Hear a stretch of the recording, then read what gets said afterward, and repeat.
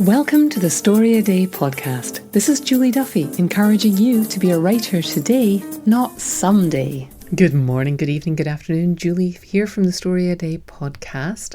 I promised you last week that I would bring you a bumper issue of questions and answers today, and I will.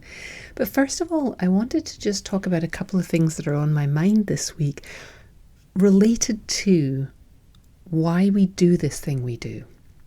So I was just listening to the On Being podcast with Krista Tippett. She was talking to the poet and teacher Nikki Giovanni, who was teaching at Virginia Tech at the time of the terrible massacre when somebody came into the school. And she was asked that day to give some remarks, to talk to the community that gathered. And she sat down and she wrote this incredible poem, which has become known, I guess, as the We Are Virginia Tech poem. And they played that recording from that day on Being. And it struck me as a brilliant piece, full of heart and emotion, that she just seemingly plucked from the ether on that day.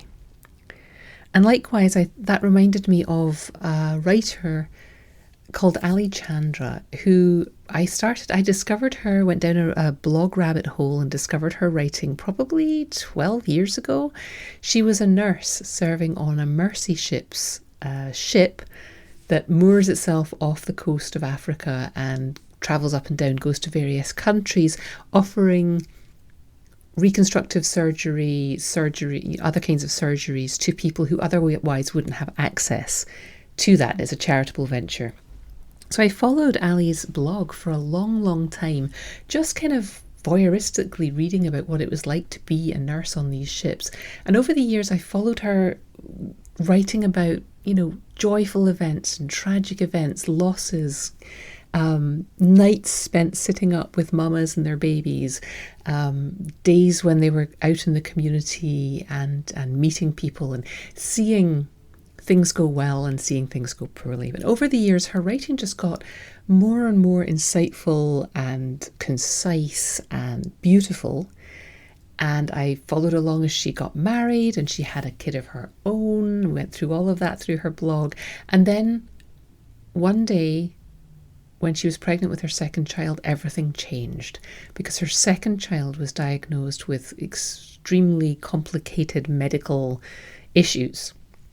Now, Ali and her family ended up coming back to the US, and at one point, during, some healthcare debates and politics and things get rancorous and all that, she posted a blog post just about why she needed access to affordable healthcare with pictures of her beautiful boy. And her writing was, just what I had come to expect, but just so eloquent, so pointed and to the point that the post went viral.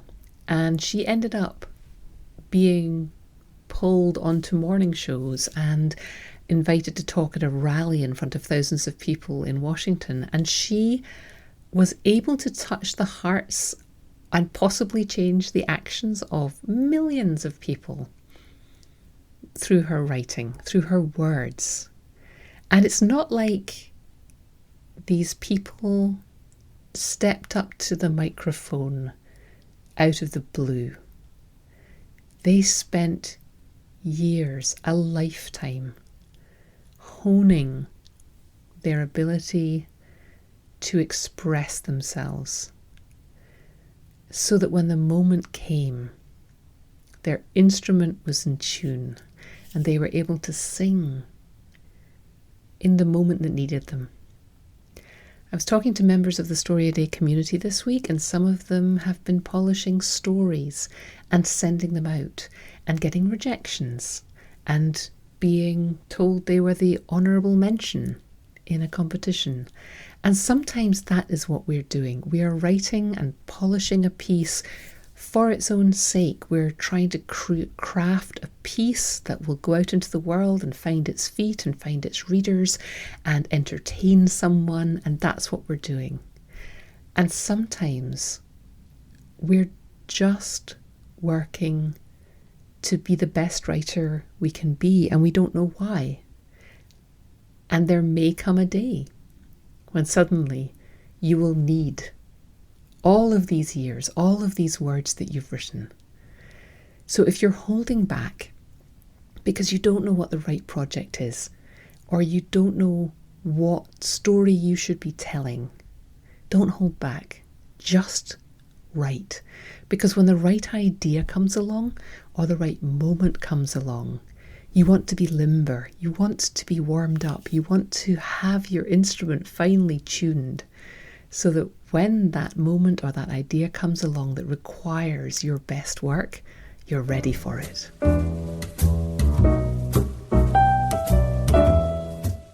If you want to learn to write, don't read another book or article. Start writing. I'm here to invite you to consider the StoryADay 3-Day Challenge. It's a challenge and a workshop that gets people writing and completing stories in just 3 days. And it works. I'm fanatical about getting more and more diverse stories into the world, and I think yours should be among them. If you're feeling the pull to write or level up your storytelling, let me hold your hand through 3 days of short story writing. Check out the 3-Day Challenge at storyaday.org/3DC. Okay, with that said, I am going to get to the Q&A portion of this. So this is 10 of the most frequent questions I'm asked at StoryADay. I'm going to hit them fast and give you some jumping off points for them. So, question number 1, in no particular order, I get asked a lot about how to handle commas, whether the Oxford comma is right, whether we're still using semicolons, whether you should start a new line with beginning of dialogue, all of that stuff. People get fretful about that because that's what they remember from school, getting corrected for. Mostly, it doesn't matter. Grab a style guide, maybe the Chicago Manual of Style, and when you have finished writing your story, just go through the style guide. Pick one, be consistent. If you are consistent, then an editor will either like what you did or won't like what you did, and they may change it to fit their own house style guide of their publication. That's not your problem, that's their problem. As long as you're consistent and stick with one of the established systems, you'll be fine. Don't worry about it while you're writing your first draft. Do it on your final copy edit. Just pick one. You'll be fine. These things change all the time, so it's norms change, but pick a style guide and go with it. Okay, sticking with the business end of things, how do you write a cover letter? Okay, this depends. If you are writing a cover letter if you're submitting a story to a publication, to a periodical, when they say include a cover letter, it's mainly just to see, A, if you can follow instructions, B, to see if you seem like a lunatic or somebody they might want to work with, to see if you are capable of being businesslike. So what you put in the letter is, I am submitting this story called X for your open call or anthology call or whatever you're submitting it for. You can include a line saying, I wanted you to read it because I love the story you published last month by X author, or I think your readers would enjoy this because, and come up with a reason why this particular story should fit in this magazine. Then write a little bio. I am a writer who does X and Y. If you've been published, mention 1 or 2 of those publications. If you haven't, don't mention that. Just say, I am a writer who teaches English AP at a high school, or I am a writer, I am a nurse who's been writing for 40 years, or whatever. Just one line about your bio, just so that they can see that you can do that. It doesn't really matter. A lot of places don't even need a cover letter, so if they ask for one, it just needs to be very brief. If they don't specifically ask for a cover letter, you may not even need to do it. You can just, whatever their guidelines are, follow the guidelines. If it's using something like Submittable, just submit it. If you're sending it as an email attachment or paste it into the body of an email, you can just open with, submission, story name, thanks for your time, your name. All right, that's cover letters. Now, if you're contacting agents and editors about a non-fiction book or a novel, then that's a different kettle of fish. We need to get into talking about query letters and pitches and book proposals and all that kind of stuff. But mostly when people are asking me about this, they're asking about submitting to short story things. I can give you answers on the other stuff another time if you like. Write to me and I'll tell you. Okay, books on story structure. What's my favourite book on story structure? This is something I think everybody wants the magic answer for how to write a story, and of course there isn't one. But there are some books on story structure that I quite like. I like Lisa Cron's Story Genius. I don't go through it like page by page, but there's some gems in there about how to start thinking about a story. I have read Larry Brooks' Story Engineering. I think it appeals to a certain type of brain, not so much mine, because it does use the word engineering in the title. I really like David Farland's $1 Million Outlines, and I like the blog post about the Snowflake method by Randy Ingermansall. There's a book about it, but the blog post covers it all beautifully. It talks about how to... That's really good for taking a story idea and exploding it outwards in that fractal way that snowflakes are made. I also really like Save the Cat, and Save the Cat writes a novel. The second one is written by Jessica Brody, the first one by Blake Snyder. These are all books that talk about a very Western, very commercial story structure.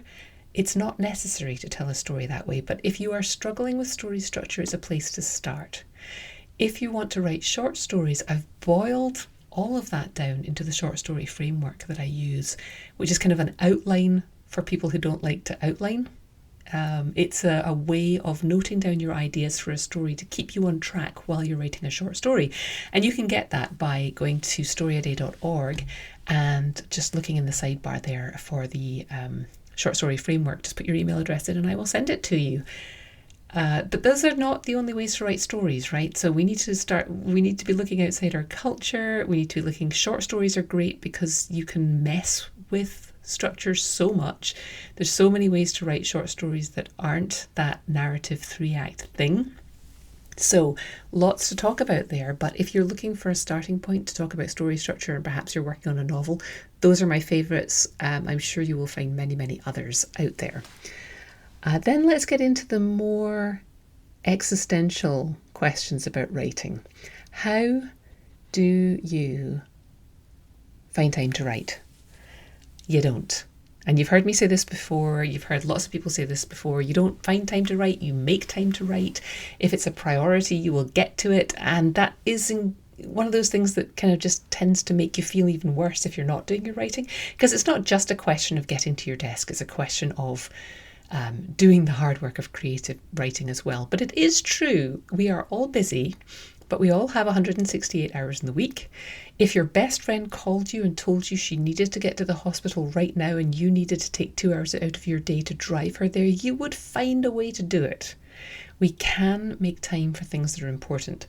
We can't live our lives as if we're in a crisis, but making time to write happens when you plan for it.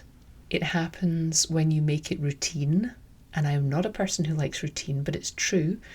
If you plan for it, if you commit to it, if you build it into your routine to get to your desk, then your chances of actually writing something go up by a lot. So once you're at your desk, the question I get is, how do I make myself write? How do I make myself finish? And this is the bigger question, because you can getting to your desk is step one. Making yourself actually do creative work is hard. So the question that helps most with this is to ask yourself why you want to write and why you want to write this particular project that you're thinking about writing. And also ask yourself why not?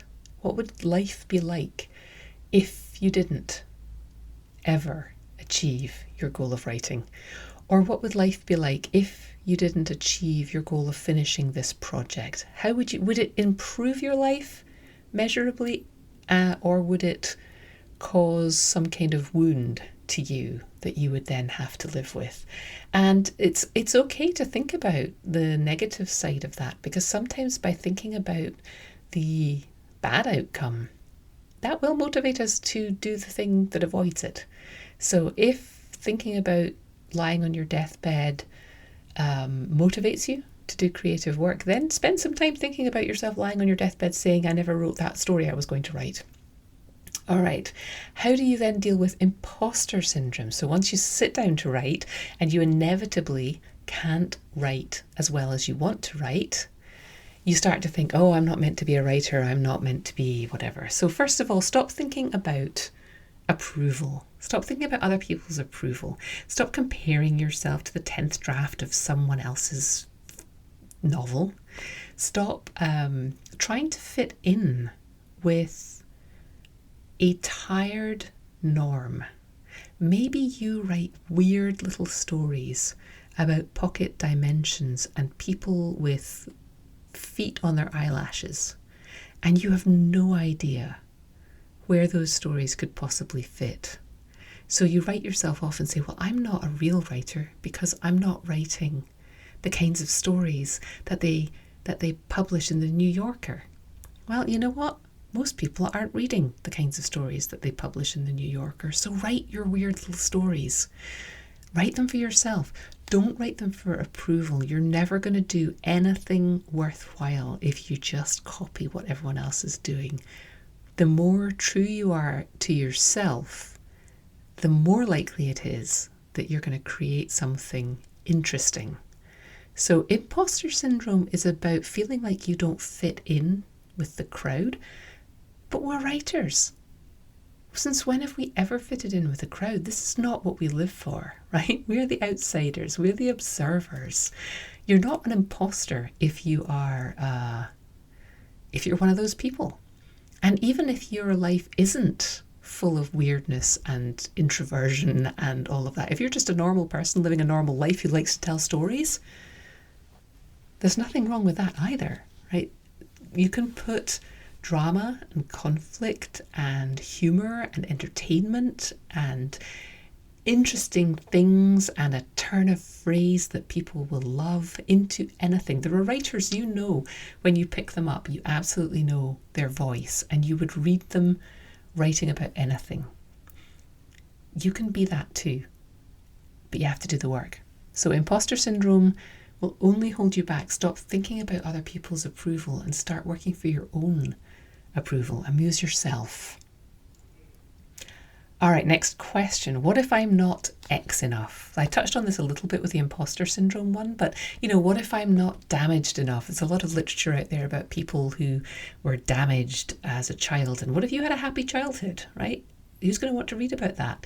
Again, if you are writing entertaining stories in a voice that people like, if you learn the craft and figure out how to put conflict into your stories, how to create compelling characters, how to shape and pace and do all the work to put together a really good story, it doesn't have to be what looks like a dramatic story from the outside. Or what if you're too damaged, right? What if your past is really dark and you think nobody's going to want to read about that? Well, that's not true either, because there's ways to tell stories that will be of use to yourself and to others. What if you're not original enough? You can't help but be original. You are you. And the things that go on in your head are not the things that go on in anybody else's head. So you can't help but be original. And writing about things in your way with confidence in yourself is how you get over that question of what if I'm not X enough, or what if I am too Y? Just write. Okay, next question. How do I get published? Well, this is a big question, and it's an important question because there comes a point where we want to share our work with people and we want to be read. The question is, why do you want to be published, and who do you want to read your work? So, these days we have so many ways to reach an audience, but it's still as hard, if not harder, to reach a large mass market audience with anything. It's almost harder to reach a mass market audience now because with the internet, our interest groups are all fragmented. So if you want to be published by someone else, why? Is it just that you want someone else to anoint your story and say this is good? Which is fine. That's absolutely okay. Just be honest with yourself about why you want someone to publish your story. Maybe it's fine without someone telling you that.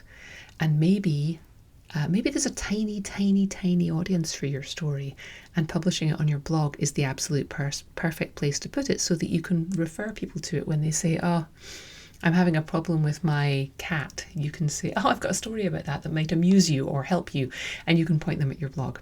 Or maybe your story has a slightly larger audience and a small press will be able to find it, or self-publishing it and figuring out how to be an entrepreneurial self-publishing one-woman business is the way to go for you. So more than how do I get published, the question really is, what is the purpose of publishing for you and for this work? And before you've answered that question, you can't really go and find the answer to how you do it. So again, if you have specific questions on that, email me at julie@storyaday.org, and maybe it will pop up on this podcast as another question. Storytelling. People will ask me if taking part in StoryADay or hanging out in our community or using the writing prompts is useful if they're not specifically focused on short stories. And my answer is, of course. And I'm not just being facetious, but storytelling is what we focus on here at StoryADay. We use the short story as a short, manageable form to examine things like story structure and characterization and dialogue and pacing and all of those good things. But in every type of writing, whether it's memoir or blogging or persuasive writing for your business, storytelling is super important, and being able to spin a yarn is important. And you'll see now, if you watch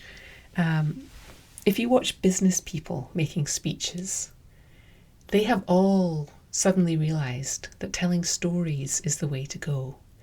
And there's kind of a formula you'll see business people using, where they'll give you a hook, and then they'll promise you that they're going to teach you how to do something, and then they'll tell you a personal story or a story of one of their clients or a story of some famous person who exemplifies the thing they want you to be thinking about. And then once they've hooked you, they'll tell you why they're really there and what they really want you to either buy or learn or whatever from them. So the art of storytelling is increasingly important as we get fragmented and as attention spans or people's attention at least are pulled in all kinds of different directions. So yes, everything we do here at StoryADay is framed around working with short stories, but that applies to so many other types of writing. And one of the ways that I meant to mention for how do I make myself finish and how do I get myself to my desk is one of the key things I found is community. So being in this community is not only going to help you learn about writing short stories, it helps to hang out with other writers. It helps you to just absorb the art of storytelling.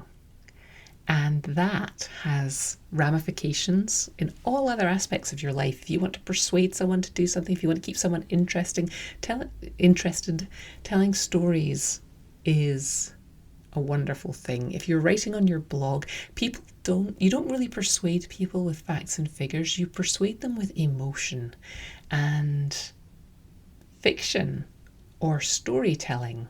Even if you're telling a real story, if you use fictional techniques, you get more emotion into the story, and that's how we persuade people.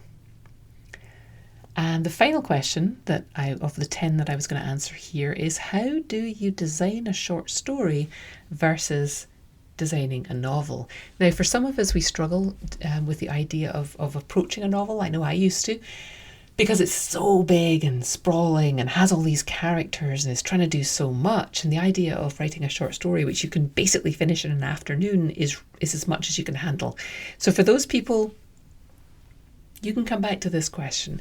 For people who are naturally novelists, but who understand the value of using short stories for testing ideas or for promotional pieces to go along with the novels, or just to get their name known by getting a few publications under their belt, writing short stories doesn't always come naturally to people.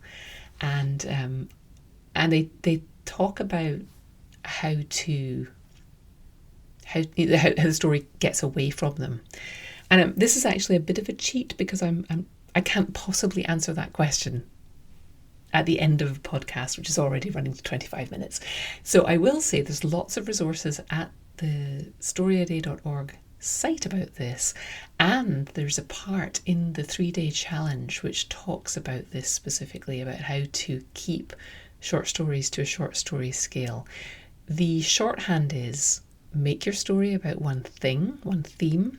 Make your story about one moment in one day in the life of one person. Now, there can be more than one person in your story, obviously, but the short story, if you're struggling to keep a short story to short story scale, one way to start is to structure your short story around one lightning bolt moment where something changes for a character on one day. Like, the story can go over many days, they can have more than one character in it, but it hinges on one moment that changes everything, even temporarily, for your character. And setting that up and showing it to the reader, and not letting anybody else's stories get involved, and not letting all of the other outside stuff in that person's life become part of the story, is how you keep it a short story scale. If you've read Black Beauty, there's a scene where the horse, Black Beauty starts off being as a carriage horse, and they put blinkers on Black Beauty so that the horse can only see the road in front of it. That's what you need to do with short stories. You look at your characters through a tiny little keyhole, or through with blinkers on, or like in Anne Lamott's Bird by Bird, when her father told her brother to look through a little piece of cardboard and just look at one bird at a time. That is how short stories work. You pare it down to the moment in that character's life that matters to this story that you're trying to tell. And if other issues come up, you tell them to go away and wait for another story. In fact, have a piece of scrap paper sitting beside where you're working, and just write down those ideas and let them live there while you're writing this story. Okay, so those are 10 questions I get asked most frequently. Some sketchy answers, just giving you the outline of them. If you want to know more about any of these things, or if you have a different question that you want to ask and would like me to answer on a future podcast, send it along to Julie at StoryADay.org, and I will get you an answer. If I can give you it myself, or if I need to go to somebody else and research it, I will do that. Okay, I have held you up enough. I want you to go and use all of your inspiration and skills to go write a story, do some writing, have some fun, be creative, and have a great creative week. Thanks for listening. Why not come over to the blog at StoryADay.org and check out this week's writing prompts and articles. And in the meantime, have a great creative week, and of course, keep writing.